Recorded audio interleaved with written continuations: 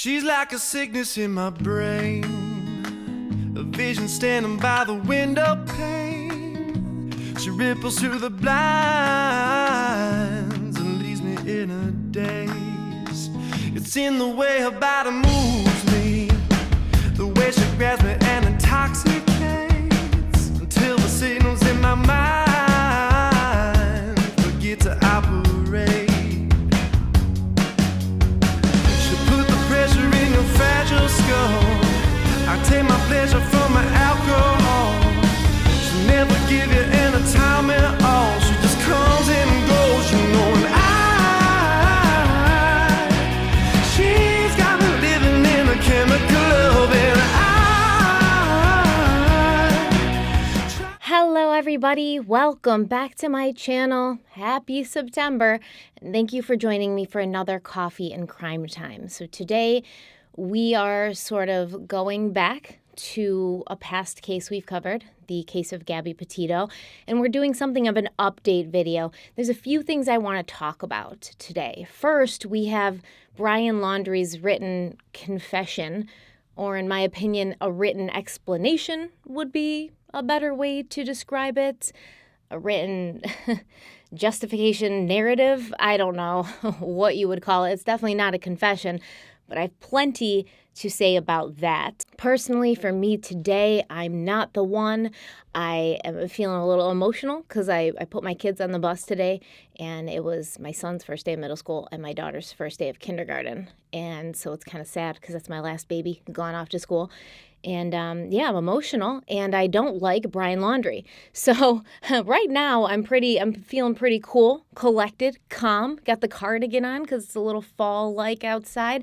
But most likely, this cardigan will come off during the video because I'm going to get heated. I have a feeling I'm going to get heated, and it gets hot under these lights, and I start sweating, and I get upset. So I'm not trying to flirt with anybody.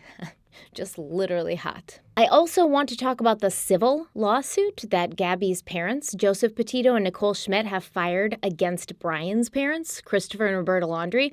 And in this civil lawsuit, Gabby's parents claim that they believe the Laundries knew weeks before their son disappeared that Brian had murdered Gabby. And they have some evidence, some supporting evidence. But before we dive into all of that, let's have a word from the sponsor of today's video, something that makes me happy, Native.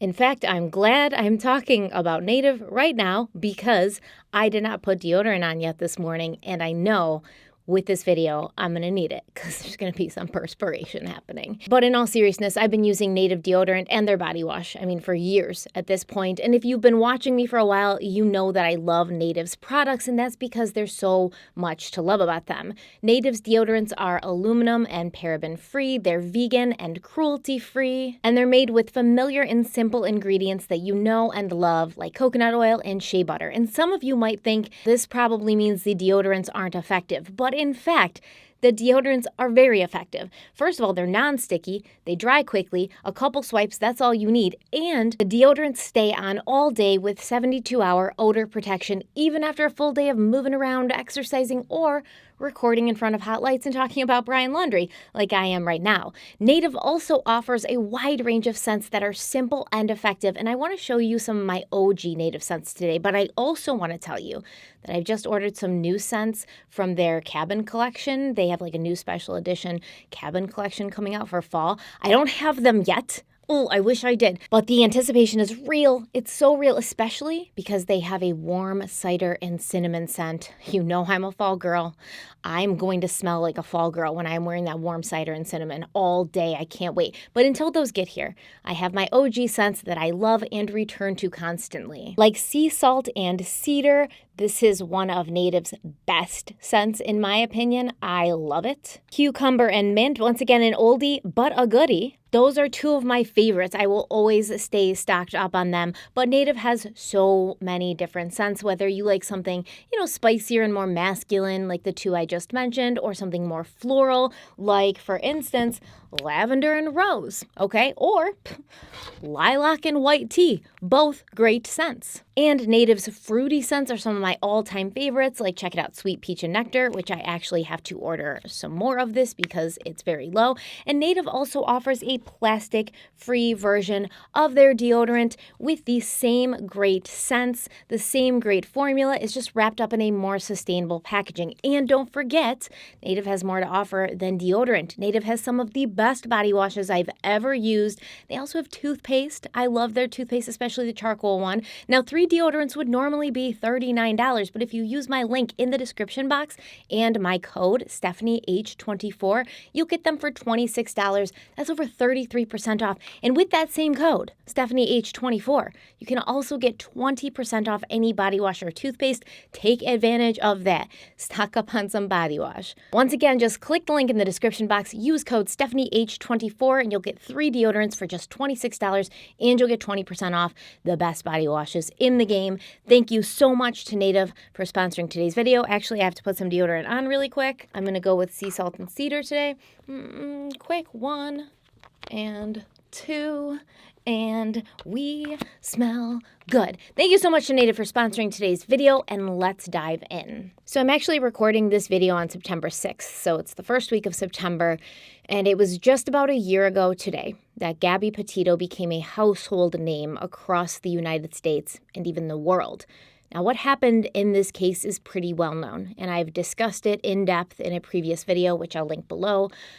Derek and I actually went over Gabby's case pretty much in depth on Crime Weekly. I'll link that below as well, but I will also give a quick recap for those of you who need it. Gabby Petito was a 22-year-old woman who was reported missing on September 11th, 2021, after her boyfriend, 24-year-old Brian Laundrie, returned home to Northport, Florida from their desert road trip without her on September 1st. Now, Brian, he didn't report Gabby missing. He didn't contact her family and let them know that he was worried or let them know what was going on. In fact, he ignored calls and texts from Gabby's parents, and he refused to speak to them, and he refused to speak to the police.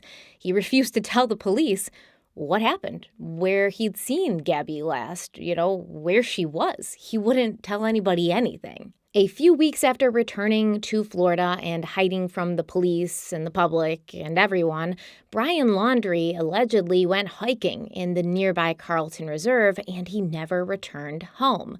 When the FBI issued an arrest warrant for Brian Laundrie on September 24th, it was revealed that his whereabouts had been unknown since on or around September 17th.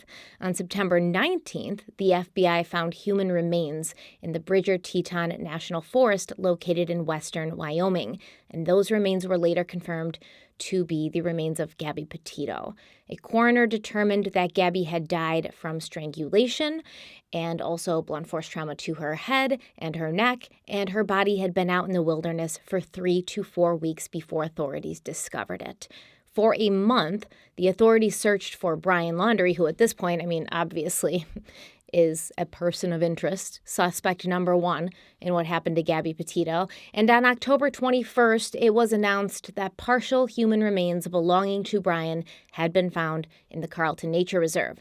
A month later, Brian's cause of death was revealed as being a self-inflicted gunshot wound to the head. In January of 2022, the authorities revealed that Brian Laundrie had confessed to killing his girlfriend, Gabby Petito, in a small notebook that had been found by his body.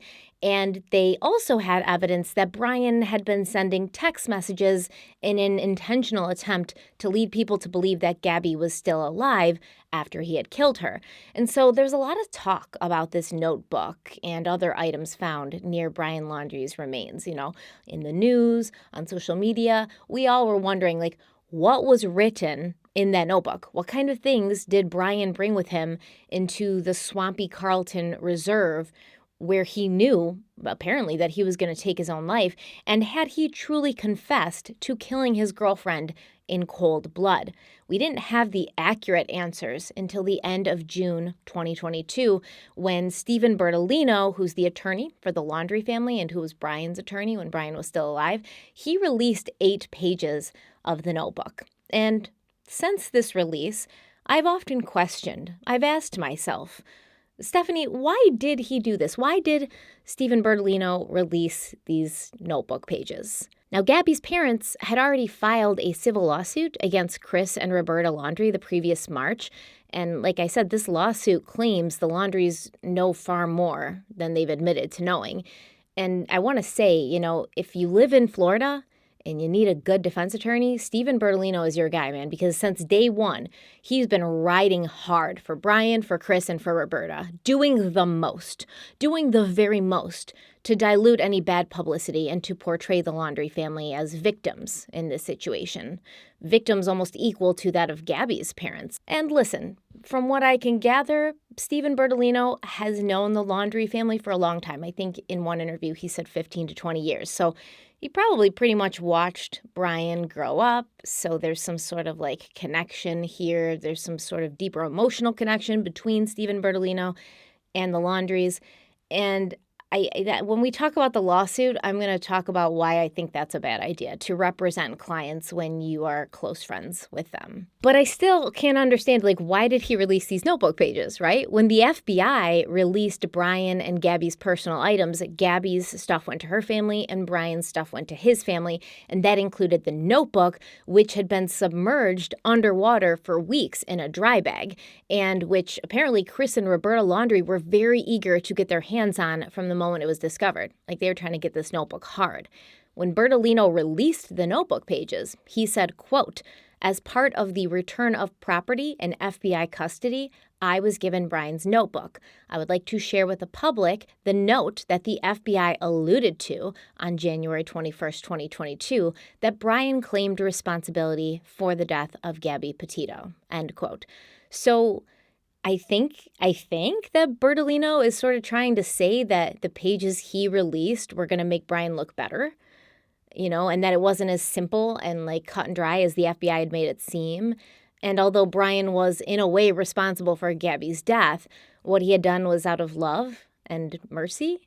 Is that what Stephen Bertolino was releasing those pages for? Is that what he wanted us to feel when we read those pages? Why else did he release them? He didn't have to. I can't imagine why else the Laundries and Stephen Bertolino would have decided to make these pages public unless they felt that what was in that notebook, what was in those 8 pages, made Brian look better somehow. I just don't know. It's beyond me, because in my opinion, these 8 pages, what was written on these 8 notebook pages, they do not make Brian look better at all. I mean, I don't know what could possibly make Brian Laundrie look better. The only thing that could make Brian Laundrie look better is if you came out and said, oh, the whole time you've been thinking this guy's Brian Laundrie. It's not. It's his evil twin, Tom Laundrie. Brian Laundrie's been locked up in a storage shed, and we've released him now. And here's the real Brian Laundrie, who's completely innocent and has done nothing wrong to no one ever, and he's been locked in a storage shed for the past 2 years. That's the only way.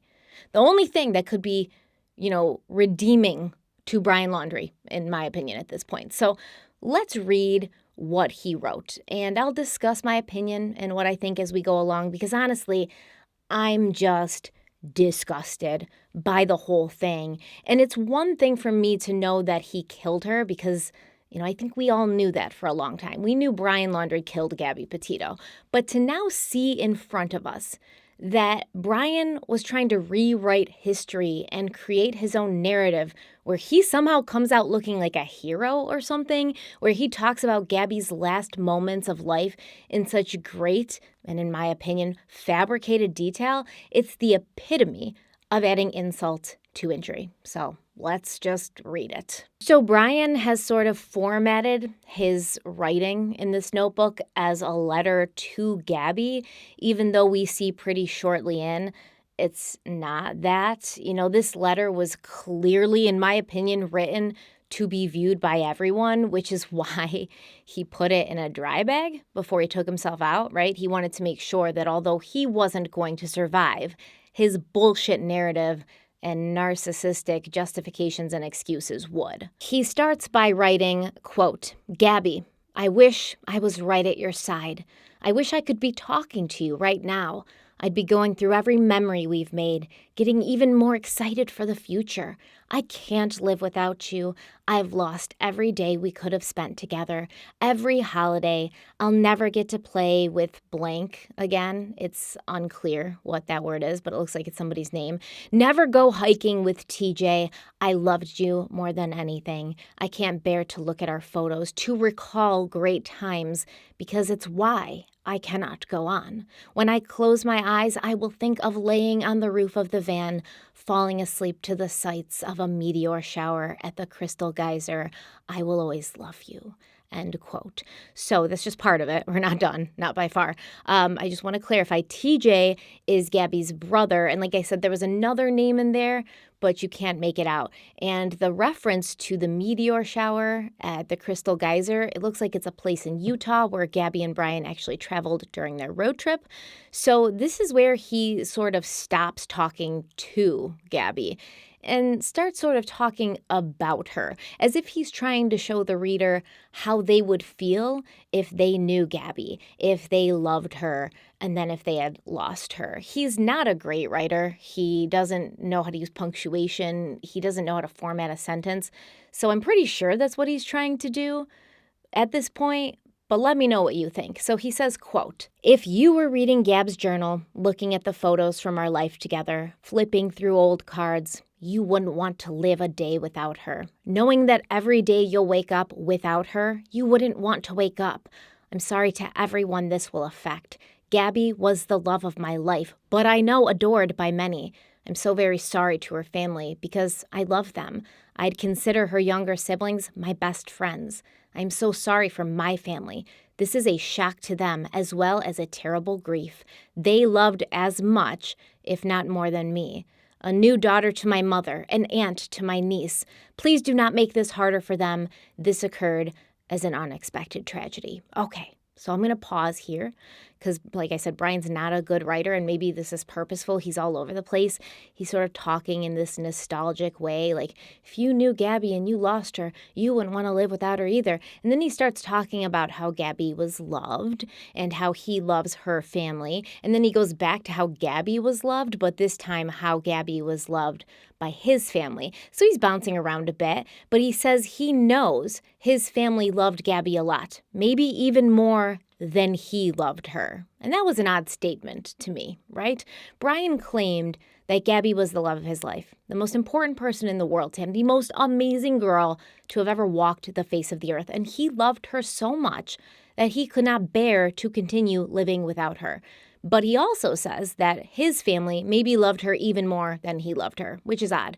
I mean, you want your family to love your partner, obviously, but it's probably not a great sign, not an encouraging sign if they love her more than you do. And to me, that statement is very telling. Brian is trying to paint himself in a very positive light here. He's trying to show us all that he loved Gabby very much, that he would never hurt her if he didn't absolutely have to. But in my opinion, from what I know about Brian and his relationship with Gabby, from what others have said, from relationships I've seen that are similar to Gabby and Brian's relationship, I think he had a lot of resentment towards Gabby. I think he did love her. At least he thought that what he was feeling was love, this very intense feeling that he was feeling for Gabby. He thought it was love because I'm sure at his age and his emotional maturity level, which was very immature, I'm sure he hadn't yet experienced true and adult love. But I think there was a lot of resentment there as well, because everyone did love Gabby, right? She was this tiny, cute, bubbly little girl with these big dreams, this vibrant personality. She had plans. She wanted to do things. She worked towards them. She wanted to reach her dreams. And even her mom said, everyone was kind of jealous of Gabby because everybody has dreams and everybody says they're going to do this and they're going to do that. But Gabby actually did it. She was a little spitfire. She was brave. There wasn't much to not like about Gabby Petito, from what we can tell. And it's very likely that Brian's family and friends fell under her spell, and maybe they would say things jokingly to Brian like, what's she doing with you? Or, oh, you outkicked your coverage with this one, like she's too good for you. Just like jokes, that a normal person with a normal self-esteem would recognize as jokes. But to Brian, who, in my opinion, had very little self-worth, they didn't feel lighthearted. They didn't feel like lighthearted jokes because they echoed what he was already feeling inside, that Gabby was maybe too good for him, that she would maybe realize this one day, or someone would come along that she had more in common with, or who was better looking than Brian, or smarter than Brian, or more outgoing than Brian, or less of a douchebag than Brian, and Gabby would leave him for this other person. She would realize that there was somebody better out there for her, and that's why he was controlling and jealous, and he kind of tried to keep her to himself, because if you never let her out into the wilderness to see what else is out there, then you can kind of keep her in this little gilded cage. If you don't let her fly out and see what else is out there, you can keep her all to yourself. And I think that's really what was a catalyst to a lot of their arguments. But that's just my opinion. Obviously, I don't know for sure. None of us know. None of us know what they even argued about. None of us know what, issues they had that continued popping up. I would say that even the people closest to Gabby, like her friends and her family, they probably know a lot more than we do, but they probably still don't know everything. So at the end of that last sentence that we read that Brian wrote, Brian transitioned into talking about the terrible and unexpected tragedy that ended with Gabby losing her life. And he continues on saying, quote, "Rushing back to our car, trying to cross the streams of Spread Creek before it got too dark to see, too cold. I hear a splash and a scream. I could barely see. I couldn't find her for a moment, shouted her name. I found her breathing heavily, gasping my name. She was freezing cold. We had just come from the blazing hot national parks in Utah. The temperature had dropped to freezing, and she was soaking wet." End quote. Okay, let's unpack this, because when I'm reading something, I like to see it in my head. I like to play it out like I'm watching a movie. And this movie has a lot of plot holes, a lot of jump cuts where we're missing something. Because from what I'm understanding, Brian says they are in Grand Teton National Park, where Gabby's remains would later be found. I would assume if they were out there in the desert, they must have been out hiking, and then they started rushing back to the car before it got too dark and cold, which is understandable, right? Because you don't want to be out in the desert wilderness when it's dark and cold, obviously. But he also makes it seem like 1 minute they're just frolicking in the meadows and the mountains with the sun blazing down on them, and the next minute they were like, oh no, night is falling. Oh no, what's happening? It's dark all of a sudden, like an eclipse happened, a solar eclipse, and all of a sudden the sun's blacked out. Brian says they were crossing Spread Creek before it got too dark to see and too cold. And then a second later, he says he heard a splash and a scream, and he could barely see her. He had to call her name and search for her because he couldn't see her, which means it was dark, right? So 1 second, they're rushing across the streams of Spread Creek before it gets too dark and too cold. And the next second, it is too dark to see her. And it's also suddenly freezing, okay? So I don't know. He's leaving stuff out, or it just doesn't make any sense. So I looked up this handy chart thing to show the hourly temperature in this area by month. And first of all, it looks like it doesn't ever really get freezing there in the month of August. This was August. We're assuming it's the end of August. If it was just getting dark, I'd also assume this happened around 8 p.m., 9 p.m., probably more 8 p.m. And the chart shows that temperatures would be comfortable or cool around this time, certainly not freezing. In fact, the sunset on August 31st happened around 7:59 in the evening, so it would have been pretty mild temperatures around this time in this area. I don't know what the hell he's talking about.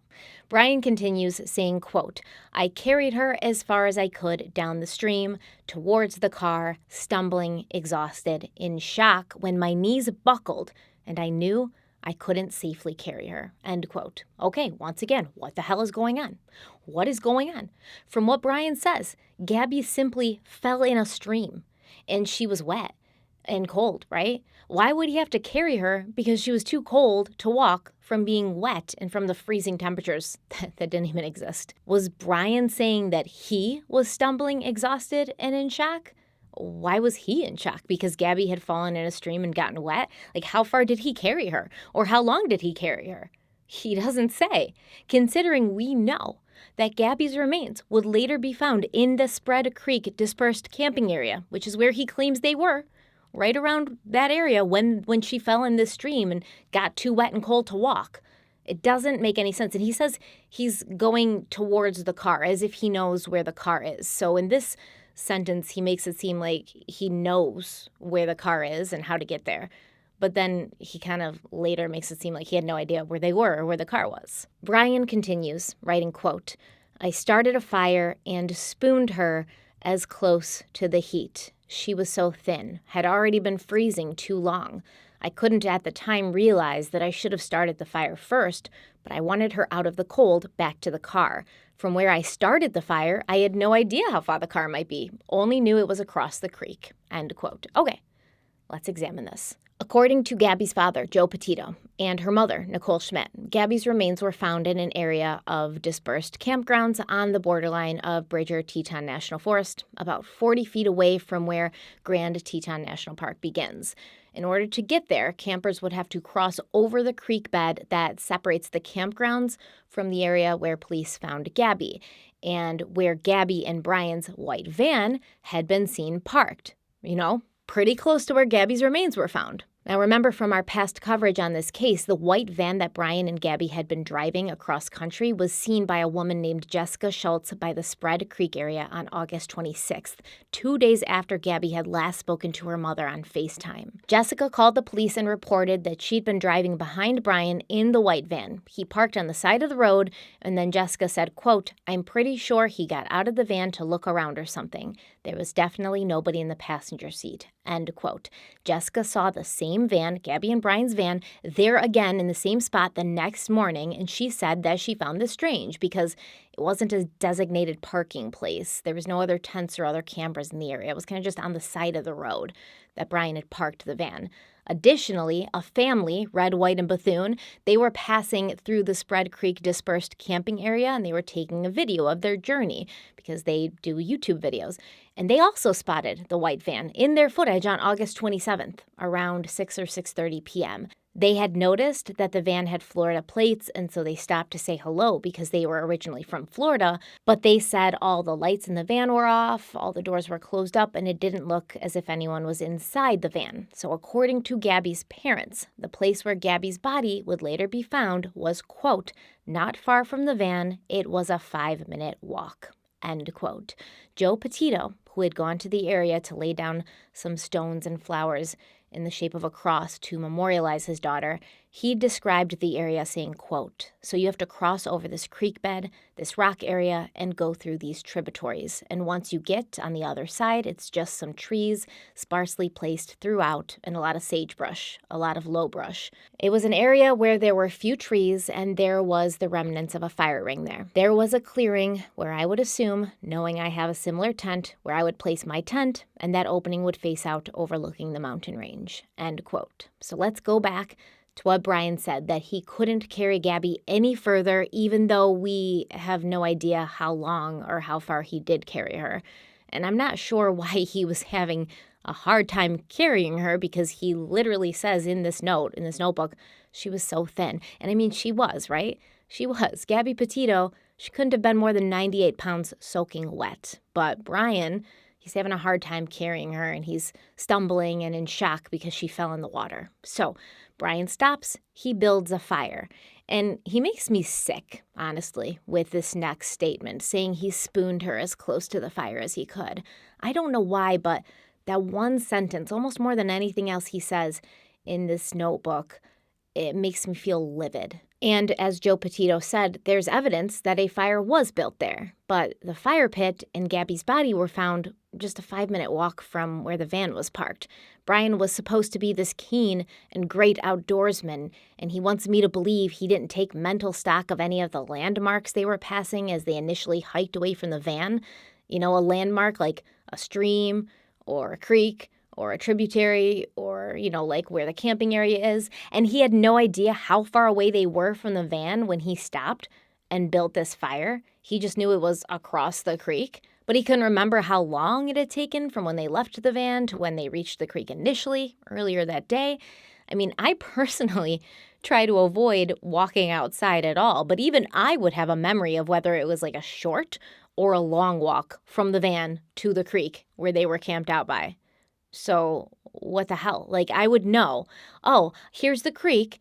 that Gabby allegedly fell in, and now I know it only took us like 5 minutes to walk from the van to the creek, so we have hope. There's time. We can get her to the van. But no, he just builds a fire, and he's like, I should have built this fire earlier, but I just wanted to get her to the van. Yeah, no shit. You definitely want to get her to the van. It makes way more sense than building a fire, but he tries to act as if his idea of getting her to the van, as if his initial plan to get her to the van was stupid and he should have just built a fire. Brian continues on writing, quote, when I pulled Gabby out of the water, she couldn't tell me what hurt. She had a small bump on her forehead that eventually got larger, end quote. Okay, I'm going to stop here because this is super suspicious. I think it goes without saying that I don't believe a word of this. I don't believe anything that Brian Laundrie says in this letter. I think if you do believe anything that Brian Laundrie says in this notebook, you're probably the type of person who writes Chris Watts fan mail in, prison and tries to get him to like marry you and tries to have like a weird, letter prison pen pal relationship with someone like Chris Watts or Ted Bundy. That's who you are if you believe anything that he says in this letter. But I do believe that Brian is unwittingly telling us things. And this bump on the head that started out small but got larger, that says to me that Gabby probably did have a bump on her head. She probably had hit her head or gotten hit in the head, but it wasn't from falling in a stream. We know that Gabby died from manual strangulation, but we also know that before she was strangled, she had sustained blunt force trauma to her head and her neck. It is my opinion that before Brian strangled Gabby, he hit her with something, possibly a rock or some other object. Brian knew that this injury was going to show up on an autopsy, and so he mentions it here to explain it away, to give some explanation other than him being responsible for it. She fell in the creek and came out with a bump on her head. He continues writing, quote, her feet hurt, her wrist hurt, but she was freezing, shaking violently. While carrying her, she continually made sounds of pain. Laying next to her, she said little, lapsing between violent shakes, gasping in pain, begging for an end to her pain, end quote. Okay, so here we go. How in the hell did Gabby, from falling in a stream, get so badly injured that she could not walk, okay? That she was gasping in pain, violently shaking from her injuries and the cold, apparently, and being cradled by the body heat of Brian, and the flames from the fire he had built did not do a thing to warm her up, to the point where she begs Brian to end her pain, to put her out of her misery. She fell in a stream or a creek. He's not clear. He says different things. She fell in a little shallow body of water. To hear Brian explain Gabby's injuries, you would think she'd been mauled by a bear and she was literally like bleeding out in front of him, or she'd like fallen down a mountain and was suffering from internal organ injuries.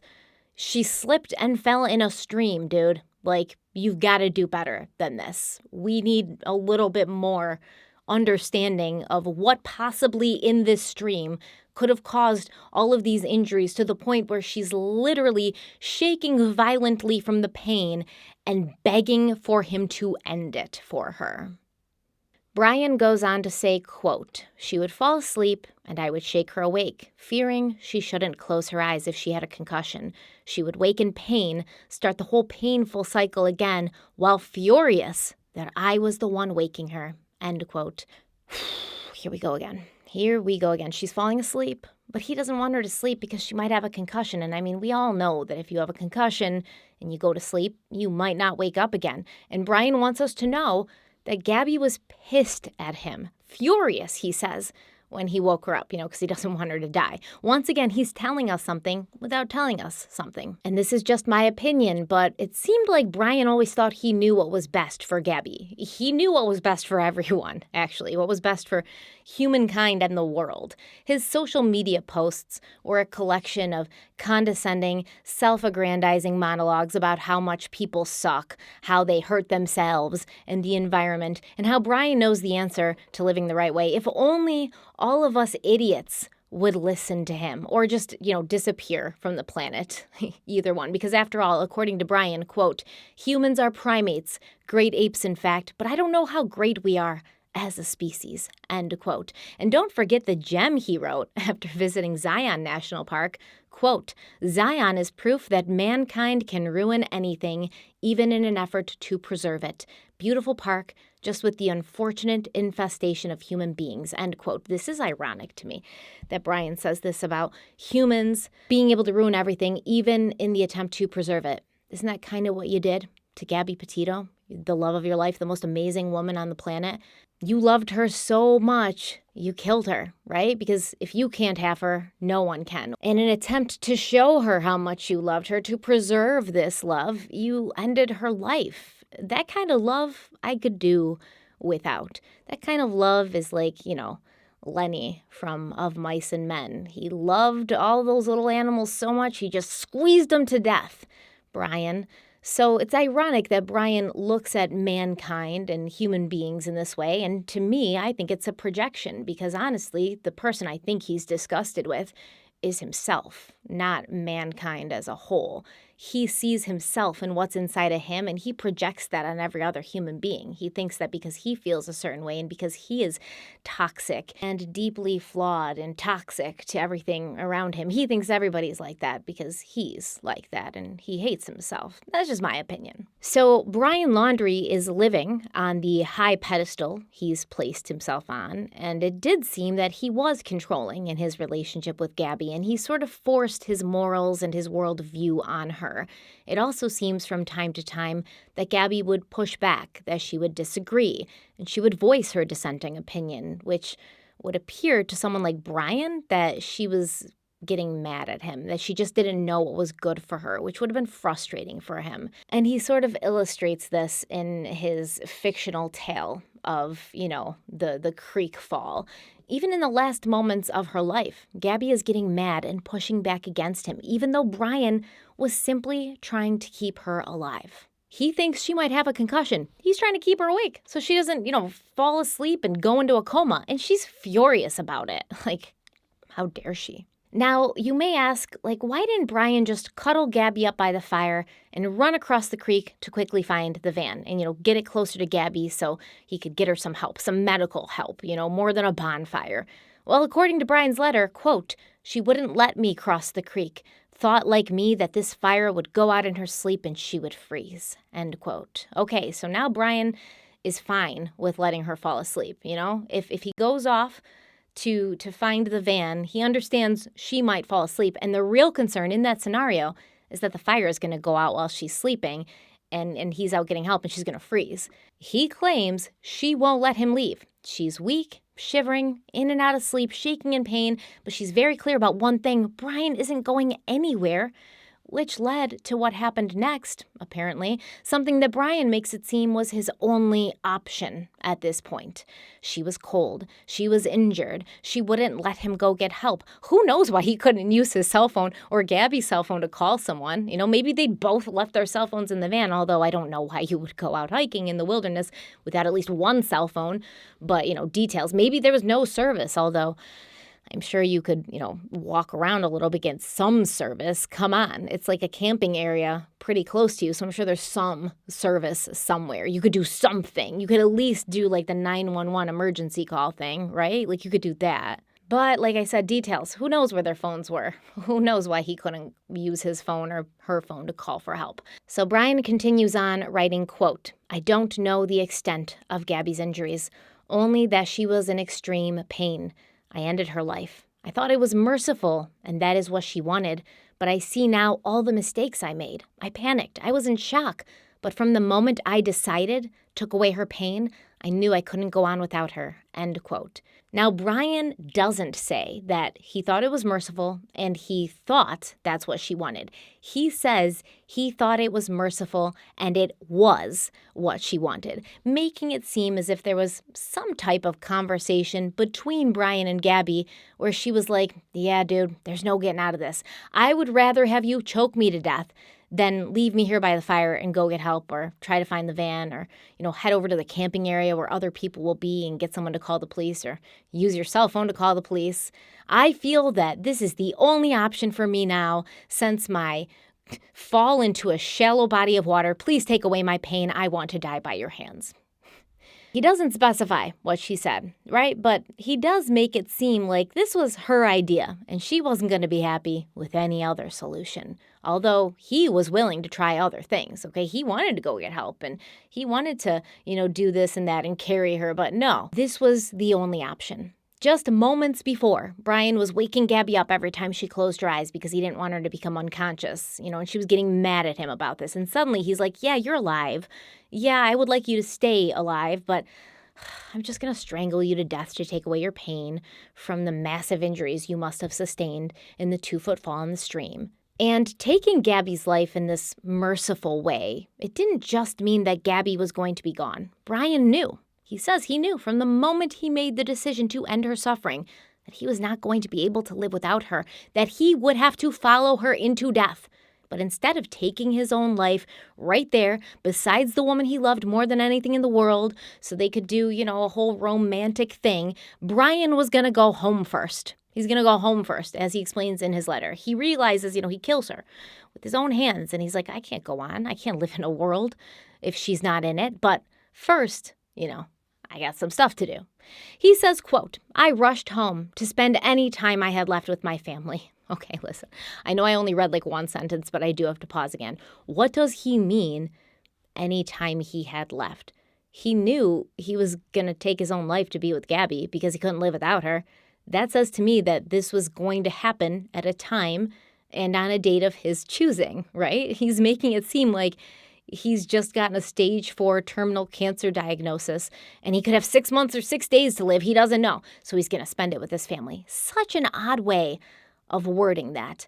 But Brian continues, writing, quote, I wanted to drive north and let James or TJ kill me, but I wouldn't want them to spend any time in jail over my mistake, though I'm sure they would have liked to, end quote. Okay, I'm going to stop again, because Brian Laundrie is a dick, a self-serving dick. He says he was going to drive to Gabby's family and let them kill him, but he cared too much for them to allow them to go to prison for taking his life. But he made sure to let us know they probably would have been okay with that. They would have been okay with taking a human's life, even though he loved their daughter, and even though he didn't do anything to hurt her. Actually, he took her pain away out of love, but they would still want to brutally kill him to the point where they would do it knowing they would go to prison.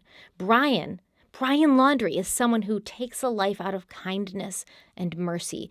Gabby's family are the kind of people who take the law into their own hands and will tear an innocent man limb from limb out of revenge and anger, even if it means going to prison. He wants us to know that about them. And he says something later in this letter that comes back to this as well, and I'll point it out when we get there. Brian goes on to say, quote, I am ending my life not because of a fear of punishment, but rather because I can't stand to live another day without her. End quote.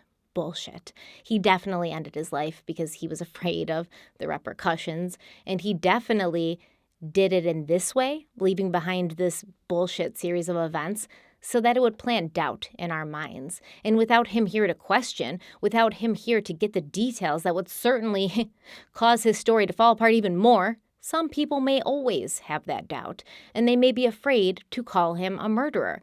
But I don't have that doubt.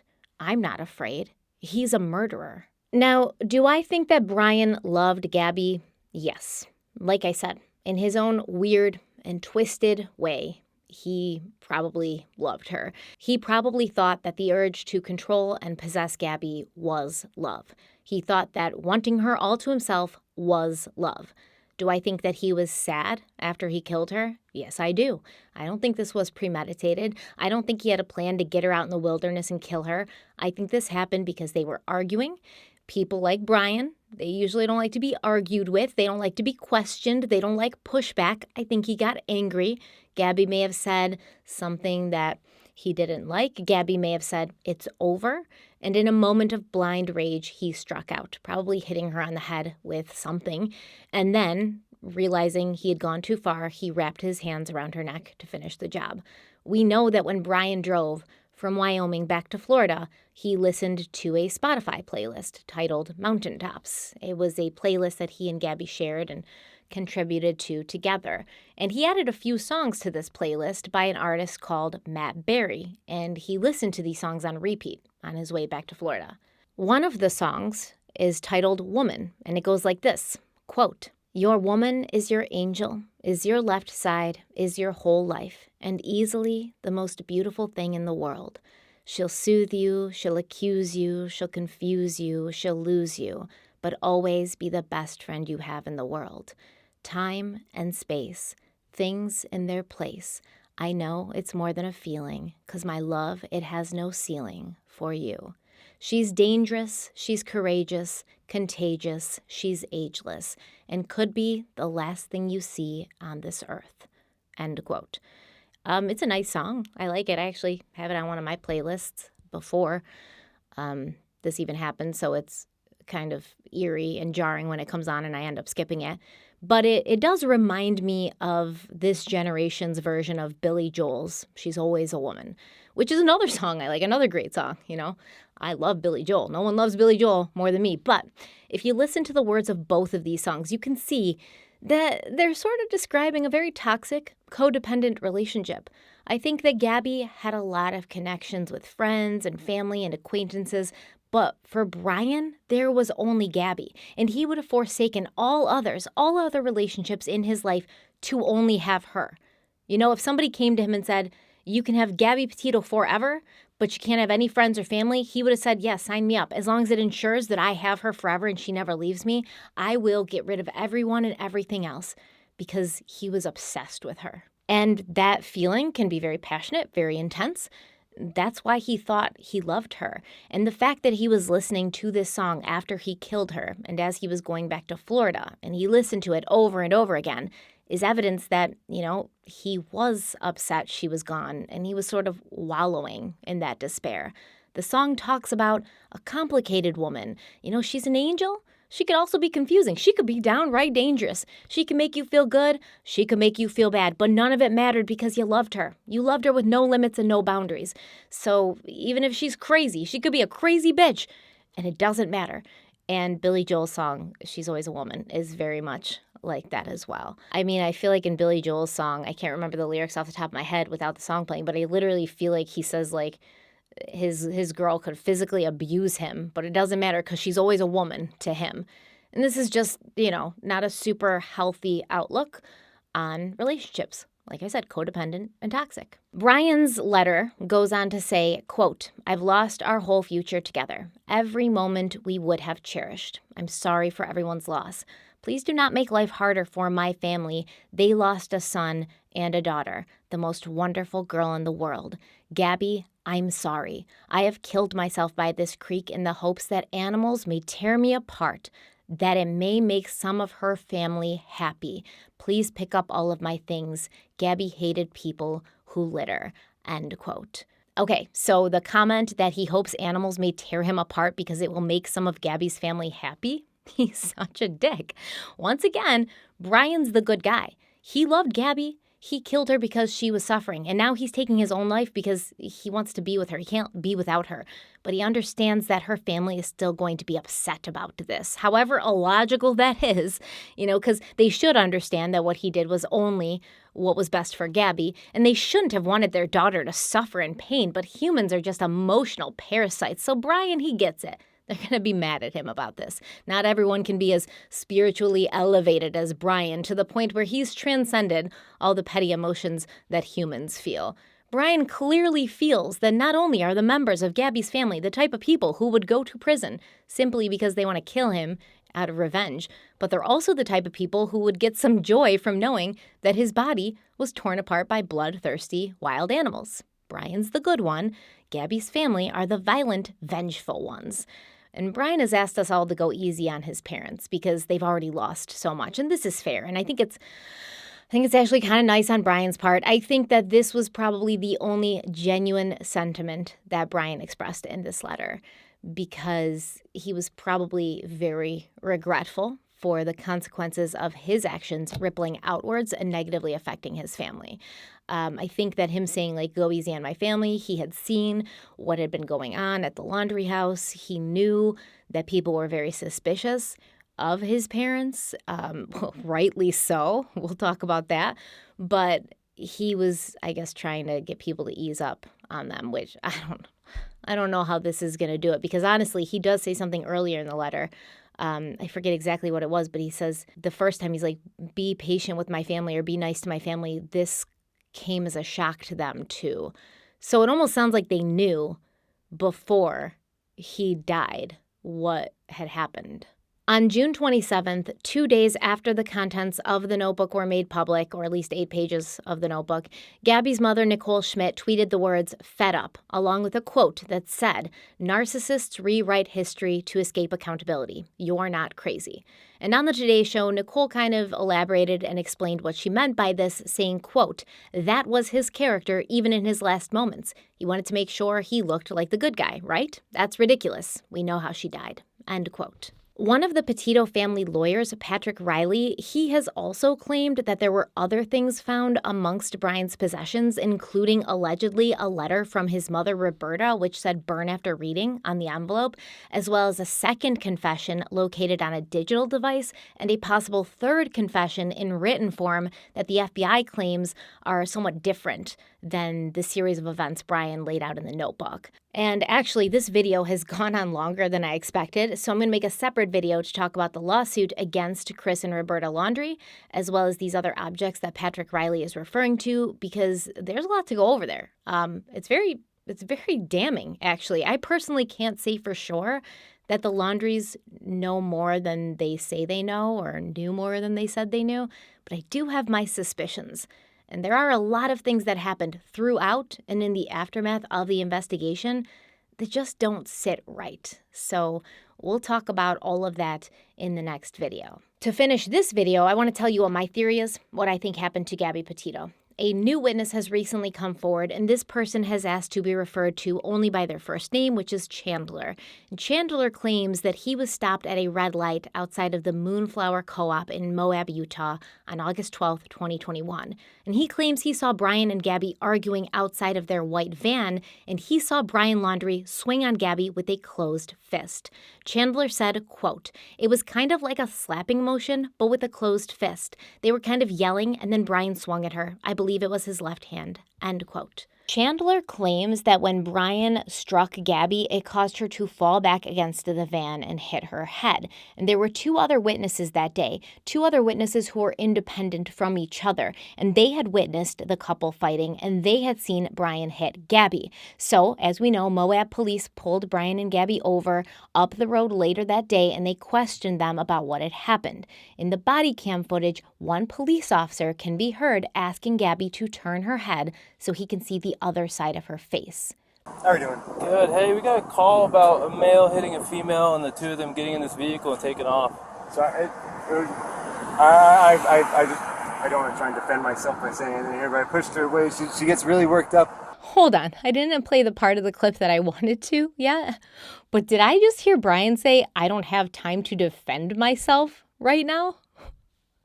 What? He gets pulled over by the police? The audacity to say, like, "I don't have the time to defend myself against these allegations that I'm physically abusing my girlfriend." Oh my God, what a dick. It's almost like saying, "These accusations are so ridiculous, I'm not even going to acknowledge them. I'm far too busy to be held accountable or answer for my actions." All right, here's the clip that I wanted to show you. So, what happened here and here? I'm not sure. It was a... First name, Brian. I was just trying to get in the back of the car, and his backpack was on the back. Got me. So the backpack got you? So there's 2 people that came to us and told us that they saw him hit you. There's 2 people saying that they saw him punch you. We're just independent witnesses by Moonflower. Well, to be honest, I definitely hit him first. Where'd you hit him? I slapped him in the face. You slapped him first? And then just on his face? And he gets kind of just shut up. How many times did you slap him? Romeo, India, Alpha. Just a couple. And then what? And his reaction was to do what? Grabbed my arm so I wouldn't slap him. He just grabbed you? Yeah. Did he hit you though? I mean, it's okay if you're saying you hit him, and then I understand if he hit you, but we want to know the truth if he actually hit you. I guess, yeah, but I hit him first. Where did he hit you? Don't worry, just be honest. He grabbed my face, just like. Every time I see footage from this police stop in Moab, I'm crushed for this girl. I'm crushed for Gabby Petito. Like, so sad about what happened. I see something in her that I recognize. I see something that I want to help and I want to save. And I can't. No one can. And it's very tough to watch. So Gabby initially claims that she has injuries on her face because a backpack hit her in the face as she was trying to crawl back into the van because dickhead Brian Laundrie had locked her out of the van, and he was also trying to get her cell phone from her. Now, when Derek and I covered this on Crime Weekly, I mentioned that, in a very big way, I understood Gabby's panic where she's trying to get back in the van, even if he was abusive, because some people were like, well, why would she be trying to get back in the van if he was abusive? Like, y'all need to not talk about things that you don't understand, because I understand this. I also understood that this was a power move on Brian's part.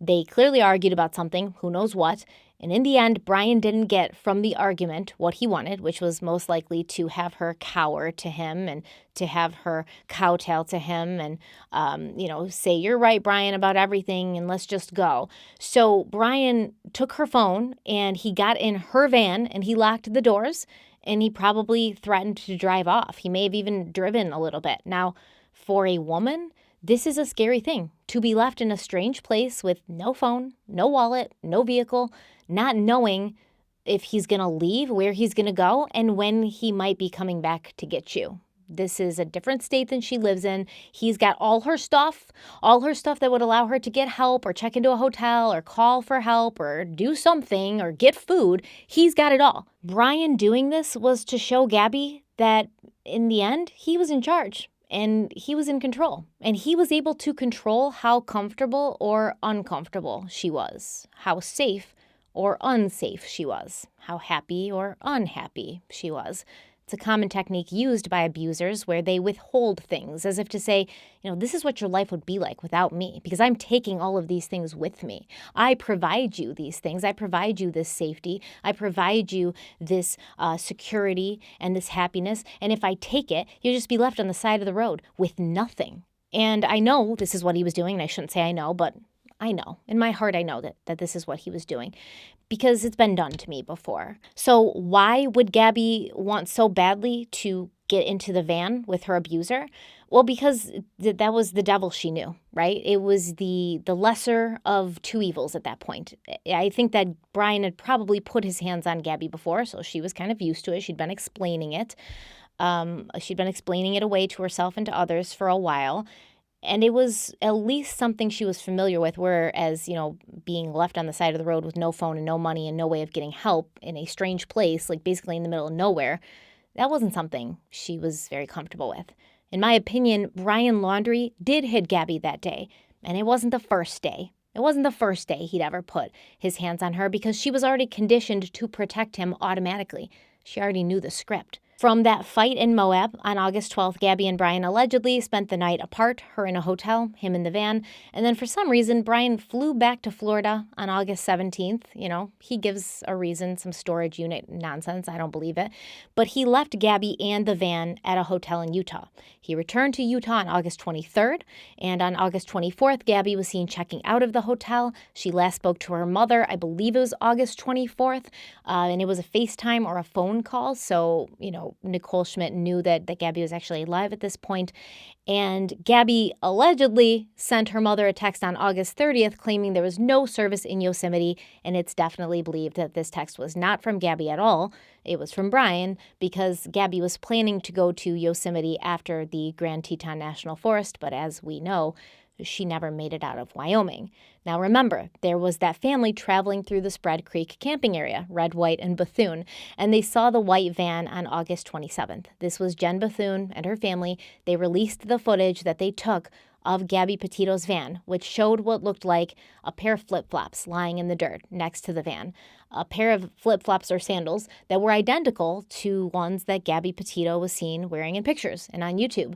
And some people claim that in the video, just a second before the Bethune family passes the van, the door to the van can be seen sliding shut as if there's someone inside, and whoever was inside didn't want anyone from the outside looking in. Some people also believe that those flip-flops or sandals could have been Brian Laundrie's sandals because Gabby would get very annoyed with Brian for coming into the van after she cleaned it with dirty feet.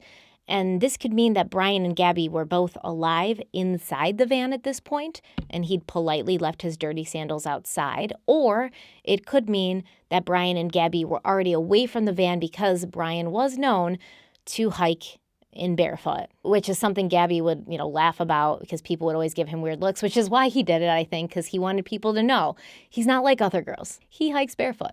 I believe that it was on this day, the 27th or the 28th of August, that Gabby Petito was killed. I feel that an argument started, possibly in the van. Brian struck Gabby, he choked her, and when he realized she was dead, he waited for night to fall. He took her body about 1,000 feet out into the desert, just a 5-minute walk, and he placed her there. I think he then built a fire and maybe even camped in that area with her body overnight, trying to figure out what to do.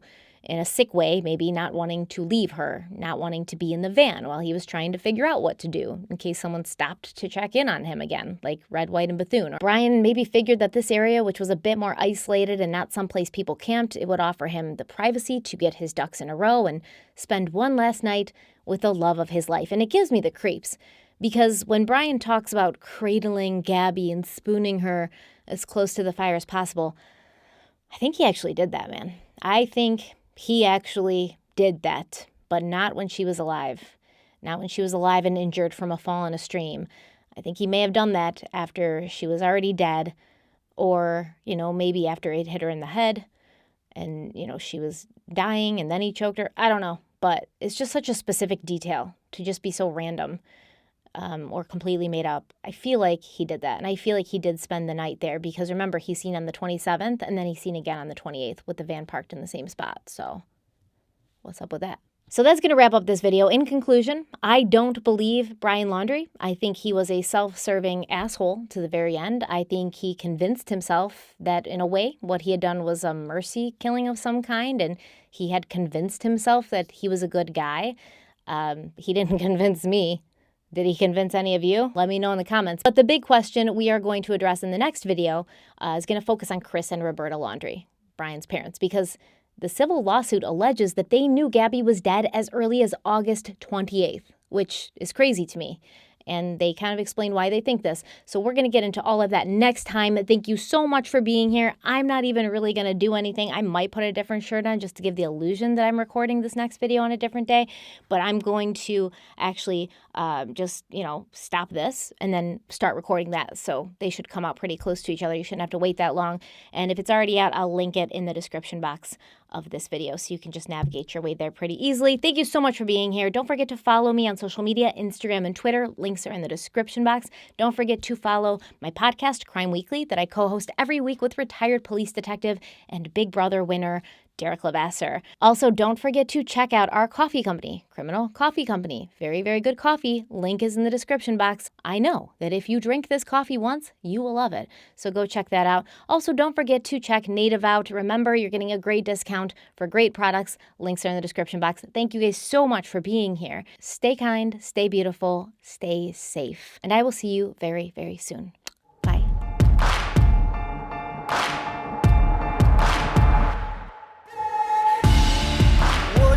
Don't break now, and the bottle's going straight down, and that river runs deep, the mountains get steep, and the voices getting too loud. All these feelings I've buried, it's looking like a cemetery. They're coming back from the grave, calling out my name, better say a Hail Mary. Well, you don't know how deep it goes until it's getting you slowly. So you got to let it go.